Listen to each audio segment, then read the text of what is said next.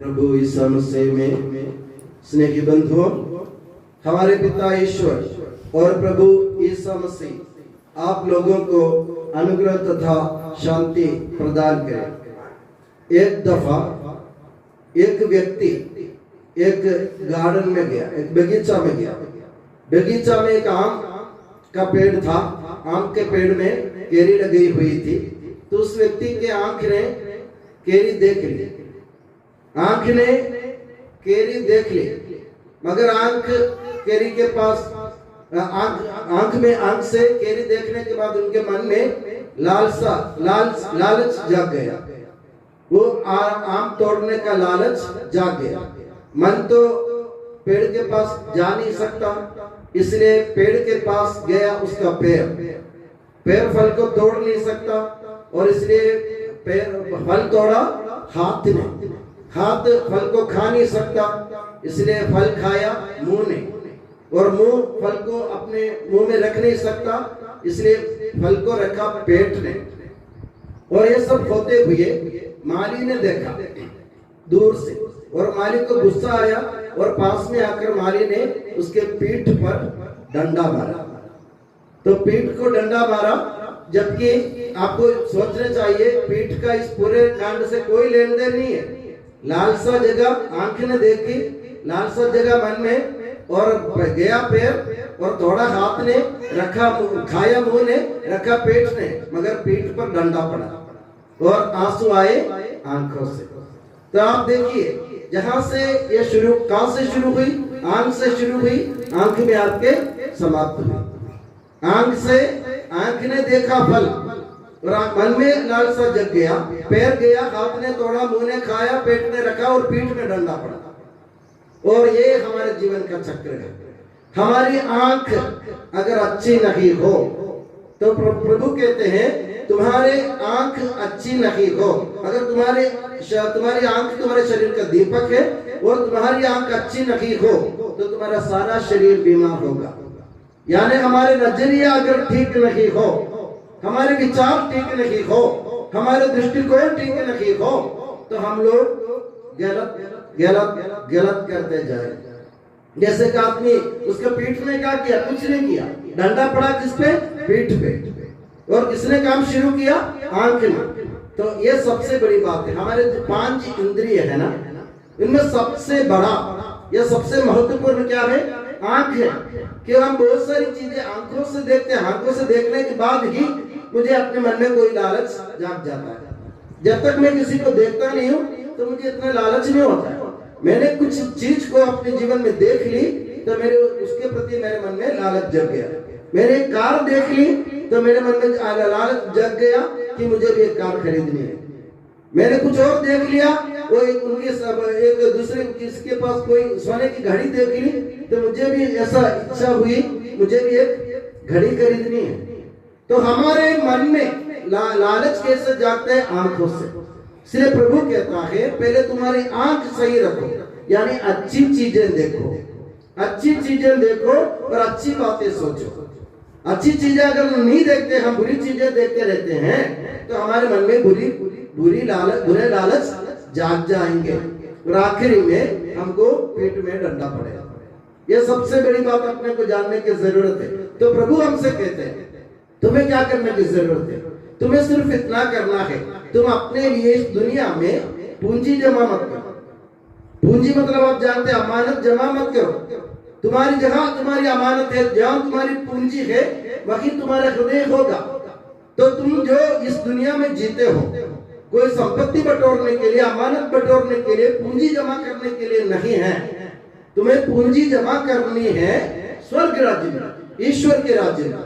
क्योंकि हम इस दुनिया में परदेशी है। यहाँ जितने भी लोगों ने जो कुछ कमाया वो कोई 1 रुपया भी लेकर नहीं गया।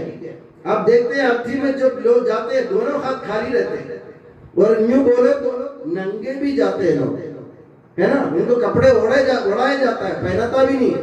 कारण क्या है? हम नंगे आए और नंगे जाएंगे, खाली खाते तो खाली हाथ जाएंगे। हमारी पूंजी कहाँ होनी चाहिए? हमारी पूंजी होनी चाहिए ईश्वर के पास में। उसके लिए हमें क्या करने की जरूरत है?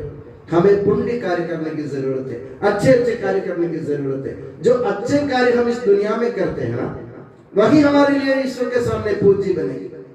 और हम अगर इस दुनिया की चीजों में अपने मन लगाते हुए जीते हैं ना, तो हम ईश्वर के सामने पिट जाएंगे। जैसे पीठ पे डंडा पड़ा था, वैसे हमें भी डंडा पड़ेगा। कैसे डंडा पड़ेगा? ईश्वर कोई छड़ी लेकर हमें मारने वाला नहीं है। हम इस दुनिया में ही समेट जाएंगे, निपट जाएंगे, हम वापस ईश्वर के पास नहीं जा पाएगा। इसलिए ईश्वर ने कहा, जहां तुम्हारी पूंजी है वही तुम्हारा हृदय होगा। मुझे एक बचपन की बात याद आती है। मेरी काकी थी, हमारे घर के पास में रहती थी, काकी है। वो प्रार्थना करने बैठ जाते। हम संध्या के समय, शाम के टाइम सारे परिवार वाले एक साथ प्रार्थना करना, रोजरीमाला करते, आपको मालूम, रोजरीमाला करते। और काकी ऐसे हमेशा के प्रणाम मरिया की प्रार्थना बोलती है, प्रणाम मरिया कृपा पूर्ण। उसके बाद तुरंत बाद बोलती, अरे वो मुर्गे का पिंजरा बंद करो। किसको बोल रहे? प्रणाम मरिया बोल रहे। और प्रणाम मरिया बोलते बोल रहे मुर्गा का पिंजरा बंद करो। तो उसके हृदय कहाँ है? वो तो मुंह से रट लगाती है प्रणाम मरिया, और उसका हृदय कहाँ है? मुर्गे के पिंजरे पर है। और बोलती है, और हे संत मरिया, अरे मेरे बच्चों को संभालो। संत मरिया का नाम लेते हुए इनका हृदय बच्चों की ओर, माँ की ओर नहीं है, माँ मरियम की ओर नहीं है। जिसके नाम वो लेती है उसकी ओर नहीं है, उसके मन में कुछ और चल रहा है। मतलब जहां तुमने पूंजी लगाई, जहां तुमने अमानत इकट्ठी करी, वही तुम्हारा हृदय रहेगा। तुम्हारे मन में और कोई अच्छी बातें नहीं आएगी। तो हमेशा मेरी काकी ऐसी बोलती रहती थी। मैंने एक बार उनको बचपन में ही मैंने पूछा, आप प्रणाम मरिया को, माता मरियम को बोल रहे कि मुर्गा का पिंजरा बंद करो। मैं छोटा बच्चा था, फिर भी मैंने पूछा। तो उनको हंसी आई। बोले, अरे आप, अरे भैया, और वो मुर्गे का पिंजरा बंद नहीं करते, सारे मुर्गे निकल जाएंगे तो क्या होगा? मैं निकल जाएंगे तो तुम माता मरियम का नाम क्यों ले रही तू? तो बोले, यार बेटा ऐसा नहीं होता है, हम प्रार्थना जरूर करेंगे, मगर हमारे मन तो इसमें भी है। हम ऐसे काम करने वाले, दो नाव पे पैर रखते हैं, है ना? दो नाव पे पैर रखते हैं, दो नाव एक साथ चल रहे हैं। तो हमने सोचा ये डूब जाएंगे तो इसमें, नहीं तो वो डूब जाएंगे तो उसमें, दोनों में अपन पैर रख रहे हैं। ऐसी बात है। इसलिए प्रभु ने कहा, तुम धन और ईश्वर दोनों की सेवा नहीं कर सकते।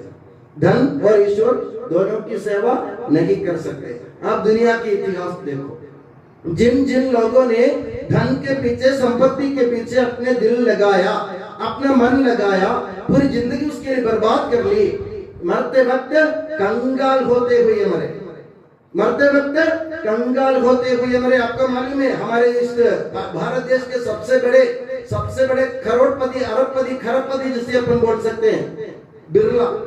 आप जानते हैं ना, बिरला, टाटा बिरला, आप जानते हैं, बहुत बड़ा जागीरदार और बहुत बड़ा उद्योगपति और बहुत बड़ा खरबपति। जब उनको मलेरिया हुआ, मलेरिया आप जानते हैं क्या होता है? रामू को मलेरिया आता था, रामू क्या करते हैं? अपने बमोरा में जाके एक इंजेक्शन सुई लगाते हैं, 2 मिनट में छुट्टी, 2 दिन में ठीक। अब बिरला ने क्या सोचा, अरे क्या बमोरा क्या जाए यार, झोला जा पे इनके पास जाके क्या करेंगे? तो बिरला ने सोचा, मेरे पास खूब पैसा है, मैं जाऊंगा अमेरिका, मैं अपनी इलाज वही कराऊंगा। वो अमेरिका गया। अब अमेरिका के बेचारे डॉक्टर क्या जानते हैं कि मलेरिया क्या होता है? मलेरिया तो भारत में होता है। तो बेचारे डॉक्टर डिक्शनरी, मतलब शब्दकोश ढूंढने लगे, किताब ढूंढने लगे, मलेरिया क्या होता है। वो पढ़ ही रहा था, समझ रहा था कि मलेरिया क्या होता है। इतने में क्या हुआ, बिरला चल बस। खरबपति आदमी जिसके पास खूब पैसा है, उसका पैसा उसका काम नहीं आया क्या? बिरला अमेरिका में निपट गए। कैसे निपट गए? पैसा के ऊपर भरोसा रख के वो अमेरिका गया था कि मैं अपने पैसा से इलाज कराऊंगा, मलेरिया से ठीक हो जाऊंगा। और इधर गरीब रामू एक सुई के कारण 1 मिनट में ठीक हो गए। ईश्वर पर भरोसा रखो, संपत्ति पर नहीं, धन के ऊपर नहीं, अमानत पर नहीं, क्योंकि ईश्वर चाहता है कि तुम अपना पूरा मन मेरी तरफ लगाओगे ना, मैं तुम्हारा काम करूंगा। अगर मैंने तुमको भूखा जगाया तो मैं तुम्हें भूखा सुनाऊंगा नहीं। कभी मैं आपसे भी पूछना चाहूंगा, आप भूखे जागते हैं ना? आप रोज भूखे जागते हैं, मैं भी भूखे जागा हूं, मैं भी अभी भूखा हूं, मगर मैं भूखा नहीं सोऊंगा। तुम सोओगे क्या? नहीं, ईश्वर प्रबंध करेगा, व्यवस्था करेगा, बस भरोसा रखने की जरूरत है। हम लोग क्या करते हैं, हमको भरोसा नहीं है। हमको ईश्वर पर भरोसा है, मगर हमको इतना भरोसा, इससे ज्यादा भरोसा हमारी संपत्ति पर है। हम दोनों पर, संपत्ति और ईश्वर दोनों पर भरोसा रखने की कोशिश करते हैं, मगर दोनों से काम नहीं होगा। एक ही काम करेगा, या तो संपत्ति काम करेगी या तो ईश्वर काम करेगा। अब संपत्ति काम नहीं आएगी, हमको मालूम पड़ गया, आएगी क्या? किसी की संपत्ति किसी के काम आई नहीं आई। हम सोचते हैं कि संपत्ति काम आ जाएगी, मगर आती नहीं है। हमारी अमानतें चली जाएंगी, सड़ जाएंगे, प्रभु के दिन में मोर्चा लग जाएंगे, कीड़े खाएंगे, कीड़े खाएंगे। जब नोटबंदी हुई ना, बहुत सारे लोगों के क्या बोलते, तिजोरी से सड़े सड़े नोट निकले, सड़े सड़े नोट निकले। वे पूंजी इकट्ठा करके रखते थे, कोई काम आया नहीं आया, सरकार लेगी सब। तो मेरे प्यारे बंधुओं, पैसा के पीछे भागने, धन संपत्ति के पीछे भागने, दुनिया की चीजों के पीछे भागने वाले जरूर इस दुनिया में पिट जाएंगे। और हम ईश्वर और धन दोनों पर भरोसा नहीं रखेंगे। एक दफा मैं, एक बार पहले भी मैं आपको सुना चुका हूँ, केरल में एक बुढ़ी माँ प्रार्थना के बाद, प्रेयर के बाद, पूजा के बाद चर्च में अकेली खड़ी, बाकी सब चले गए, तो फादर जी सबसे पीछे खड़े हुए। तो बुढ़ी माँ ने देखा नहीं, वहाँ एक संत जॉर्ज की मूर्ति रखी हुई। संत जॉर्ज को आपने देखा होगा, जो घोड़े पर बैठता, मेरे कमरे के सामने लगा हुआ पिक्चर आप देखना, घोड़े पर बैठा हुआ, उसके हाथ में भाला है, तो नीचे एक सांप है, बहुत बड़ा पंखदार सांप, और उसके मुंह में भाला डालकर वो मार रहा है। संत है वो शैतान का रूप है, वो सर्प, वो सांप उसको मार रहा। और ऐसे ये संत जॉर्ज को ये अपने केरल के लोग बहुत मानते हैं, मेरा नाम भी जॉर्ज है। जो सांप आता है ना, तो हम उनसे विनती करते हैं कि जैसे तेजा जी महाराज के कल हम मना रहे, कल के परसों मनाने जा रहे हैं, कल शायद है ना, कल मनाने जा रहे हैं। तो ये सांप को अगर कोई किसी को सांप दिख जाते तो संत जॉर्ज के पास दौड़ के जाते, उनसे विनती मांगते और वे सांप से बचने से लोगों को विश्वास। तो ये बुढ़ी माँ ने क्या किया, उस जिनकी मूर्ति रखी हुई थी चर्च में, और वो सांप का मुंह तो ऊपर की तरफ ऐसा खुला हुआ, उसके अंदर भाला है। तो बुढ़ी माँ ने 10 रुपए का नोट निकाल के, बटुए से नोट निकाल के, दान पेटी जो रखी हुई थी संत जॉर्ज जी की मूर्ति के सामने, उसमें 10 रुपया डाल दिया। फादर ने सोचा ठीक है, संत जॉर्ज जी के लिए भक्ति के कारण 10 रुपए डाल दिए, चढ़ावा। उसके बाद बुढ़ी माँ ने चारों तरफ देखा, कोई और तो नहीं है, आगे पीछे तो नहीं देखा उन्हें, देखे चुपके से 5 रुपए का सिक्का लिया और सांप के मुंह में डाल दिया। तो फादर हैरान हो गए, संत के सामने दान पेटी में 10 रुपए चढ़ाने वाली माँ, बुढ़ी माँ, सांप के मुंह में 5 रुपए क्यों डाल रही? फादर तुरंत आए सामने और पूछे, माँ जी आपने तो 10 रुपए उनका संत को चढ़ावा दे दिया, अच्छी बात ईश्वर को दिया, पर सांप के मुंह में 5 रुपए क्यों डाले? तो वो माँ बोलने लगी, फादर जी आज का जमाना है, किसी का कोई भरोसा नहीं है, अगर संत से नहीं बने काम तो सांप तो संभाले। देखो भरोसा, अगर संत से काम नहीं बने ना, संत से काम नहीं हुआ ना, संत की विनती काम नहीं आई, तो कम से कम शाम तो हमारी विनती करेगी हमारे लिए, इतना विश्वास है हमारा, मतलब शाम का और संत का। तो ऐसे हम 2 लोगों पर भरोसा रख के जीने वाले होते हैं, ऐसा नहीं होगा। हमारे भरोसा पूरी तरह ईश्वर की ओर हो और हमारा मन स्वर्ग की ओर लगाएंगे हम, तो ये जान लो कि हम लोग ईश्वर के लिए प्रिय हो जाएंगे और ईश्वर हमें वापस अपने पास, अपने राज्य में बुला लेगा। हम इस दुनिया में स्थायी रहने के लिए नहीं आए, सब चले जाएंगे, कोई इस दुनिया में स्थायी नहीं रहेगा। मगर जाना कहाँ, इसके बारे में हमें सोचने की जरूरत है। हमें जाना है ईश्वर के पास, हम परदेशी हैं, हमारा असली देश स्वर्ग है। तो इसलिए ईश्वर कहते हैं और ईसा मसीह कहते हैं, तुम्हारे इस धरती पर तुम्हारे लिए पूंजी इकट्ठी मत करो। पूंजी इकट्ठा करने वाले सब पूंजी के साथ, अमानत के साथ, संपत्ति के साथ निपट जाएंगे, इस दुनिया में ही खत्म हो जाएंगे। इसलिए मेरे प्यारे बंधु, आज मेरे आपसे निवेदन है, अगर आप अपने जीवन में कोई अच्छा काम करना चाहता है तो अपनी संपत्ति पर नहीं, ईश्वर पर भरोसा रखते हुए दूसरों का काम आने की कोशिश करें, दूसरों के प्रति दया दिखाए, करुणा दिखाए, दूसरों के प्रति अच्छा कार्य करें, वही हमारी संपत्ति है ना। फादर साहिल ने लाखों रुपए खर्च करके चंदूगढ़ में कुछ ना कुछ बनाया, मेरा काम नहीं आएगा अगर मैंने किसी के ऊपर दया दिखाई, मैंने करुणा दिखाई, अगर मैंने किसी का काम किया और किसी का काम आया मेरा जीवन, तो ये समझो कि फादर साहिल ईश्वर के राज्य में होंगे। नहीं तो वहां कहाँ होंगे? गड्ढे में, इसी दुनिया में, इस दुनिया के गड्ढे में हम मर जाएंगे। तो आपको सोचना है आप क्या चाहते हैं। पूंजी इकट्ठा करके अमानत के पीछे भाग के आपको इस दुनिया में नष्ट होना है, या फिर पुण्य के कार्य करते हुए जैसे दयालुता, करुणा और अनुकंपा सब दिखाते हुए अगर पुण्य का कार्य करेंगे तो आपको ईश्वर के पास आप जाने में आपको कोई तकलीफ नहीं आएगी। तो ये आपके हाथ में, मैं सिर्फ बोल सकता हूँ मगर आपको करने की जरूरत। आप सोचते होंगे आप करोड़पति नहीं, हमारे पास संपत्ति नहीं, हम कैसे दया दिखाएंगे दूसरों के ऊपर। एक मुस्कान, एक छोटी सी मुस्कान अगर तुम दूसरों की तरफ देख के मुस्कुरा सकते हो, ये भी पुण्य का कार्य है। रोने वाले की तरफ देख के मुस्कुराने की बात नहीं कर रहा हूं मैं जो रोते हैं उनके साथ में रोना सीखो, जो हंसते हैं उनके साथ में हंसना सीखो, जिन दूसरों की तकलीफ में हाथ बांटना सीखो। यही है, तुम बड़े बड़े कार्य मत करो। अपने दैनिक जीवन, अपने रोज के जीवन में हमें हमारे सामने आमने सामने जो आते हैं, अगल बगल में जो रहते हैं, उनकी तरफ जरा देखो। तकलीफ है तो उसको हल करो, कल हल करो। अपने से जो बने ना उसी से करो, अपने से नहीं बने तो मत करो। मगर एक इच्छा तो दिखाओ, कम से कम उनकी तरफ देखो, उनकी बात सुनो, या उनके दर्द समझने की कोशिश करो। यह हमारी सबसे बड़ी पूंजी है, और इस पूंजी के लिए प्रभु यीशु मसीह आज के दिन हम लोगों को आमंत्रित करता है। तो हमें क्या करनी चाहिए? जैसे मैंने कहा, दयालुता, अनुकंपा, करुणा, प्रेम सबसे बड़ी चीज। अगर आपके मन में प्रेम हो तो सब कुछ है। तो प्रेम करना सीखो दूसरों से, मतलब कोई इसमें कोई कपट नहीं होनी चाहिए।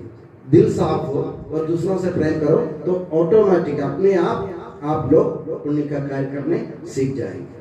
तो आप ये समझो, इकट्ठे करने से नहीं, बांटने से हमारे पास संपत्ति बढ़ जाती है। इकट्ठे करने से नहीं, बांटने से। मेरे पापा ने सिर्फ एक ही सबक मुझे सिखाई जीवन में, वो ये है, लेने में कोई सुख नहीं है, देने में सुख होता है बेटा।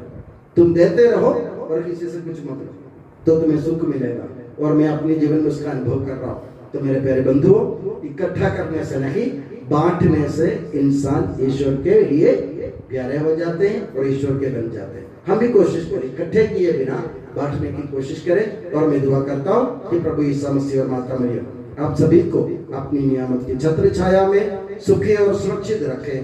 पिता, पुत्र और पवित्र आत्मा के नाम पर आमीन।